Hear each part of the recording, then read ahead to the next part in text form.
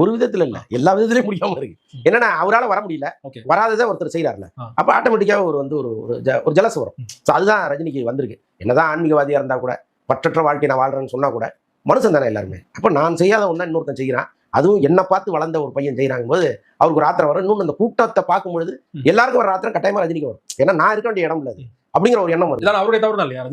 அவருடைய தவறு தான். அவரு ரொம்ப துணிச்சலா முடிவு எடுத்திருந்தாருன்னா நிச்சயமா இன்னைக்கு விஜய்க்கு வர கூட்டம் ரஜினிக்கு வந்திருக்கும். ரஜினியை பிடிக்காதவர்கள்ங்கிறவங்க சொற்பமானவர்கள் தான். இன்னொன்னு, ரஜினி வலதுசாரி சிந்தனையோட இருக்கிறதுனால தான் இங்க பிடிக்க மாட்டேங்குது. அவர் நம் எண்ணத்தோட ஒத்து போற ஒரு நடிகரா இருந்திருந்தாருன்னா கட்டாயமா அவரை பிடிச்சிருக்குமே. அவர் சிந்தனை செயல்பாடு எல்லாமே காவியை சுற்றி இருப்பதனால நமக்கு ஒரு எரிச்சல் வருது அவர் மேல. அதை தாண்டி நீங்க ரஜினி அதை கழிச்சிட்டு ரஜினியை பாருங்க, எல்லாருக்கும் முடியும். அப்படி ஒருத்தர் தானே அவரு.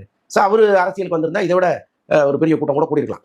சொன்ன மாதிரி வரதுக்கு வாய்ப்பு இருக்கு. நான் என்ன சொல்ல வரேன்னா, அந்த மேடையில் தேவையில்லாத ஒரு அரசியல பேசினவர் இங்க வெளியில ஒரு கமெண்ட்ஸ் சொல்லிட்டு தான் போவாங்க. ஐயா நோ கமெண்ட்ஸ் ஆமான்னு சொன்னாலும் நியூஸ் இல்ல. அப்ப அங்க முதல்வரை நான் பிரைஸ் பண்ணணும், அவரை குளிர்விக்கணுங்கிறதுக்காக ஒரு வார்த்தையை சொல்றது, இங்க வெளியில நம்ம எப்படியா தப்பிச்சுக்கணுங்கிறதுக்காக ஒரு வார்த்தையை சொல்றது இருக்குல்ல, அது ரொம்ப இரட்டை வேடமா இருக்கு.